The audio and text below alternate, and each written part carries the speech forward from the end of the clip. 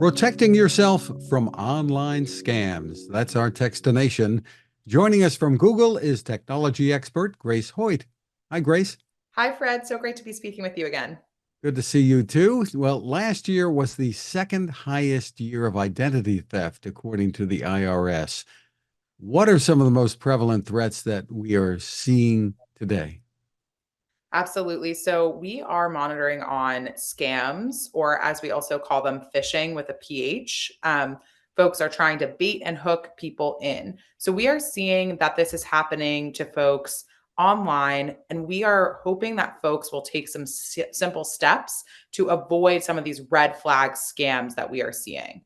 For example, we are seeing folks being rushed into providing their personal information, such as their credit card information. And so we really want everyone to be on the lookout. I always say if it looks too good to be true, it probably is. So if you receive an email or text or call that is, a deal saying you have to act fast, put your credit card info in now, you should be on the lookout for that, as well as anyone who's trying to impersonate a trusted source. The example I use is your bank. You should be going to that bank website yourself or directly in your app, or making that call out yourself, not sort of clicking on links that are coming into you that might look suspicious. So you can do this by hovering over the link and making sure that it looks correct. But better yet is just go type that website into your URL yourself and ensure that it is actually your bank that you're connecting with. Yeah, it seems that some of these bad guys are getting better and better at impersonating and asking for a confirmation of this information or that. And it's easy to just get it out of the way and provide it, and then trouble. Yeah, exactly. The good news is, Fred, that Google is blocking 99.9% of all scams and phishing automatically in Gmail. So that will never make it to your inbox. But still, we do want folks to be aware of this. We do want them to, not be reactive and just click on something, but, take a beat, take a moment, and then go look and make sure, reach out to your bank as an example yourself and make sure that this is really them trying to contact you. What are some of the other basic tips and tools that we can make use of to try to stay safe? Yeah. So something that I think is really interesting, and helpful from Google actually comes through our search tool. You can actually look up more information about something you search or an image. There are three dots next to a search result when you type that in. That's called "About this result." That allows you to learn more. So the example that we have been using is there's sort of like this fun looking house in Poland that looks really warped as an image. If like a friend were to send that to you, you can actually use the "About this result" tool in Google search to go look and find, oh wow, this is a place I can really visit in Poland. Very excited about that, and the possibilities of sort of using that as a thoughtful way to check on information.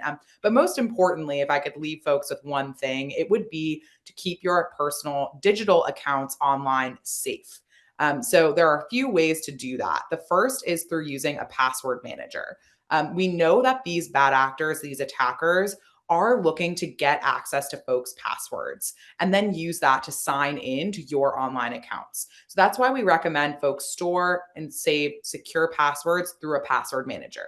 That is built into your Chrome browser automatically. It saves them securely. That's encrypted. That is a great place to store that information. You can go to myaccount.google.com and set up a password manager. And then the second thing you're going to want to do while you're in your Google account settings, turn on two-step verification. If you don't have this on, Google is actually starting to require everyone use this. It's the best practice so that you have a second way to authenticate and say you are who you say you are beyond that password. We really know the password is not really strong enough. So we do want folks to use two-step verification. The really exciting breakthrough in two-step verification is something called a passkey. This means you can sign into your Google account, your favorite sites and apps, the same way you would sign into your phone. So some of the examples are eBay, Home Depot, and Uber. If you are on Android or Chrome, you can just use your phone PIN to sign into that app. It's really wonderful. And it works across devices. It works on your desktop, your laptop, on your phone. And this is a really great way to, tell Google, tell that third party site or app, you are who you say you are. This means if those bad actors have your password, they don't have your physical phone or your laptop. They can't get in to that digital account. So this is a really big breakthrough in two-step verification that we're excited to let folks know about. Now, with a password manager, some people might wonder, oh, what wants to give me a password that looks like gibberish, and I'll never remember that. The thing is, you don't have to, right? Exactly. We want to take the burden off of folks to have to remember those passwords. That is why the password manager is so useful. So when you are going to sign in, it will automatically populate that password for you. And if you need to retrieve it, you can look it up to get what that gibberish Absolutely. password is. Absolutely. Your kids spend an awful lot of time online. Are they more vulnerable? We know that it's very important that families, parents, teachers have a way to help kids set digital ground rules. And we also want kids to be able to be good digital citizens, to know how to navigate the internet safely. So that is why we have a few tools to help with this. The first is the Family Link app. This is a wonderful app that allows you to find teacher approved apps, great content. Google TV also has kids and families content. So you can actually set parameters around that so that, you can say, okay, if my kid's going to be on YouTube, here's the world of content that they're going to access. It's going to be kid-friendly content.